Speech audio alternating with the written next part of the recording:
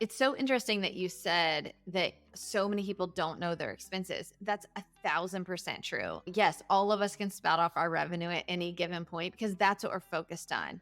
But the Hmm. reason that I think so many people in the wedding industry don't have money left over at the end of the month is because they have no idea what their expenses actually are. So an up month feels like so exciting, but really in reality, it might be the only month you actually got to break even, Yes. right? And so we need to understand really what those expenses are. So once we understand what those expenses are, what are some tips or strategies that we can use to help when we have months where we aren't going to bring in enough money? So the next step is taking those required costs and the frequency of those costs and figuring out what is your baseline. Mm. What absolutely has to be paid every month in those down months. Okay. And some of that may be investments. You're going to pull some of those. I would never want to give up my social media, even if a month was like, you've got it. There's Yeah. things you have to keep going, or you lose steam, you lose traction. What is that baseline expense total for you in a month? Not, hey, we've got, and this is where I want to make sure we're separating. When you know revenue, you're going to have revenue generating expenses that are Mhm. related to revenue. If you've got to get an assistant to help with the weddings, that is a revenue generating expense. It's not part of that baseline. The baseline has to happen even if $0 are coming in the door. I love that. Yes, that's so true. But here's the thing that I see a lot in the wedding industry, Danielle, and you can tell me if you see this too, is that I consider having a team a revenue generating expense. You just talked about even having an assistant, right?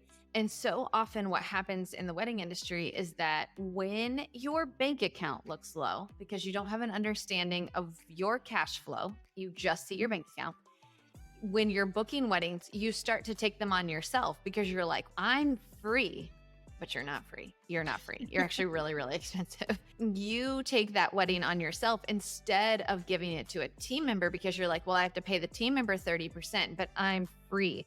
And in reality, what that ends up happening is that now you, as the business owner, are being taken away from all of these ways that you keep your business generating revenue and functioning well because you're so buried under weddings because you were afraid to pay someone else to do it. So I love that you describe that as a revenue generating expense that you just paid to do that wedding is generating revenue for your business, right?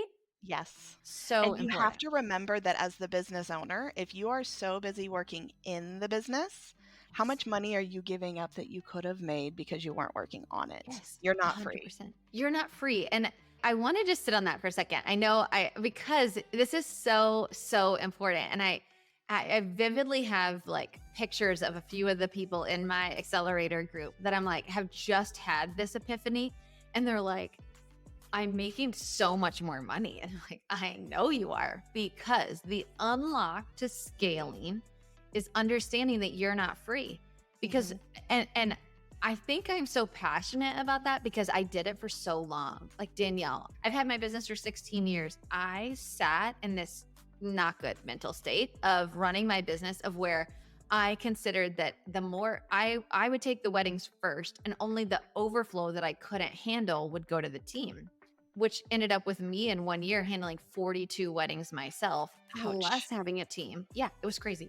And that was the year I broke and was like, I would rather just shut this whole thing down. Like this isn't what I wanted. This is a nightmare.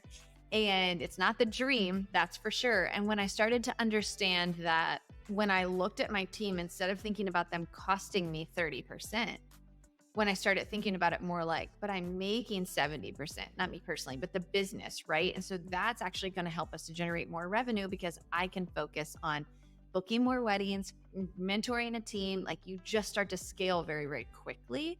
And Mhm. it's such a cool feeling when you have this unlock that you are not free. So I love that you said that. I love that you said that.